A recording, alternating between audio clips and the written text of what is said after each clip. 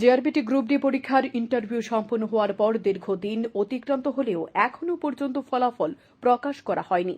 ফলাফল কবে নাগাদ প্রকাশিত হতে পারে এ বিষয়ে বিস্তারিত জানতে মঙ্গলবার অফিস লেন স্থিত জেআরবিটি অফিসে গেলেন পরীক্ষার্থীরা। এদিন এক পরীক্ষার্থী জানিয়েছেন, জেআরবিটির মাধ্যমে গ্রুপ সি পদে পরীক্ষা নেওয়ার পর স্বচ্ছতা বজায় রেখে নিয়োগ প্রক্রিয়া সম্পূর্ণ করা হয়েছে। তাতে খুশি রাজ্যের বেকার যুবক যুবতীরা। কিন্তু গ্রুপ ডি পদের জন্য পরীক্ষা গ্রহণ করা হলেও ফলাফল প্রকাশ করা হচ্ছে না। তাই গ্রুপ ডি পদের নিয়োগ প্রক্রিয়া কোন পর্যায়ে রয়েছে তা জানতে মঙ্গলবার অফিস লেন স্থিত জেআরবিটি অফিসে গেলেন পরীক্ষার্থীরা। জেআরবিটির গ্রুপ ডি গ্রুপ আমাদের বাড়ি তো বিভিন্ন জনের বিভিন্ন জায়গায়। আমার বাড়ি খোয়াই ডিস্ট্রিক্ট।